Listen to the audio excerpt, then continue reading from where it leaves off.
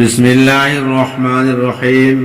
হযরত ওসমান রাদিয়াল্লাহু তাআলা আনহু এর আজাদকৃত গোলাম হযরত হানি রহমতুল্লাহি তাআলা আলাইহি বলেন যে হযরত ওসমান রাদিয়াল্লাহু তাআলা আনহু যখন কোনো কবরের পাশে দাঁড়াইতেন তখন খুব কাঁদিতেন, এমনকি চোখের পানিতে দাড়ি ভিজাইয়া ফেলিতেন।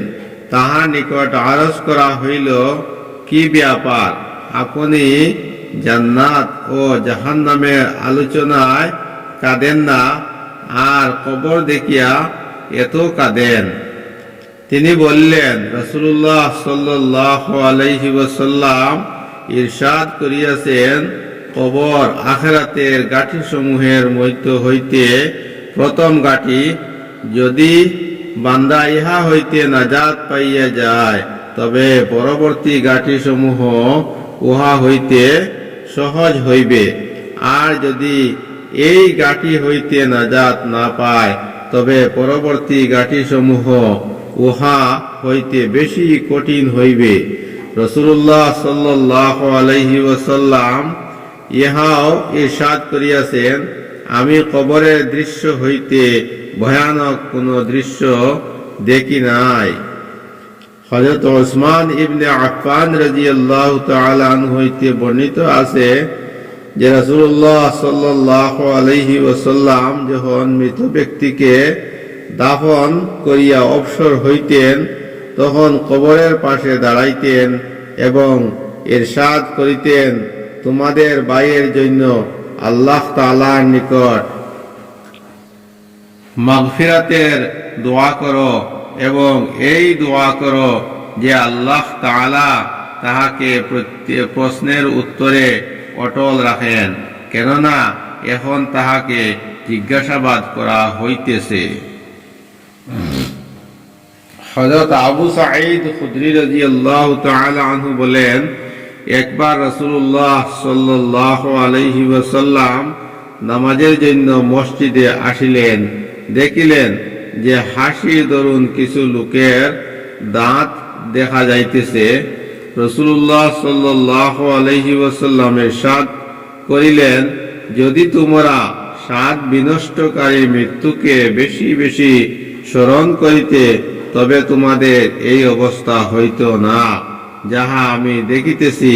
সুতরাং সাত বিনষ্টকারী মৃত্যুকে বেশি বেশি স্মরণ কর, কেননা কবরের উপর এমন কোনো দিন যায় না যেদিন সে এই আওয়াজ দেয় না যে আমি অপরিচিতের ঘর, আমি একাকিত্বের ঘর, আমি মাটির ঘর, আমি পোকামাকড়ের ঘর। যখন মুমিন বান্দাকে দাফন করা হয় তখন কবর তাহাকে বলে, তোমার আগমন বরকতময় হোক, খুব ভালো করিয়াছ যে তুমি আসিয়া গিয়াছ। যত লোক আমার উপর চলাফেরা করিত তাহাদের সকলের মধ্যে তুমি আমার নিকট বেশি পছন্দনীয় ছিলে। আজ যখন তোমাকে আমার সুপুর্দ করা হইয়াছে এবং আমার নিকট আসিয়াছ তখন আমার উত্তম ব্যবহারও দেখিতে পাইবে। অতঃপর যত দূর পর্যন্ত মৃত ব্যক্তির দৃষ্টি পৌঁছিতে পারে কবর তত দূর পর্যন্ত প্রশস্ত হইয়া যায় এবং তাহার জন্য একটি দরজা জান্নাতের দিকে খুলিয়া দেওয়া হয়। আর যখন কোনো গুনাহগার অথবা কাফিরকে কবরে রাখা হয় তখন কবর বলে, তোমার আগমন বরকতময় না হোক, তুমি আসিয়াছ খুব মন্দ করিয়াছ। যত লোক আমার উপর চলাফেরা করিত তাহাদের সকলের মধ্যে তোমার প্রতি আমার বেশি ঘৃণা ছিল।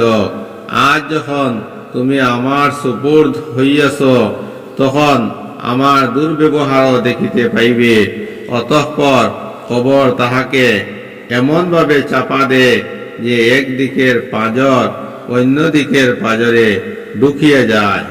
রাসূলুল্লাহ সাল্লাল্লাহু আলাইহি ওয়াসাল্লাম এক হাতের আঙ্গুল সমূহ অন্য হাতের আঙ্গুল সমূহের মধ্যে ঢুকাইয়া বলিলেন যে এইভাবে একদিকের পাঁজর অন্যদিকে ঢুকিয়ে যায়, আর আল্লাহ তাআলা তাহার উপর এমন 70টি অজগর সাপ নিযুক্ত করিয়া দেন, যাহাদের মধ্য হইতে একটিও যদি জমিনের উপর শ্বাস ফেলে, তবে উহার বিষের প্রভাবে কিয়ামত পর্যন্ত জমিনে ঘাস উৎপন্ন হওয়া বন্ধ হইয়া যাইবে।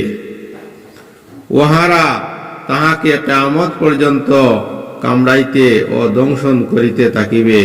নবী করিম সাল্লাল্লাহু আলাইহি ওয়াসাল্লাম ইরশাদ করিয়াছেন, কবর জান্নাতের একটি বাগান অথবা জাহান্নামের একটি গর্ত।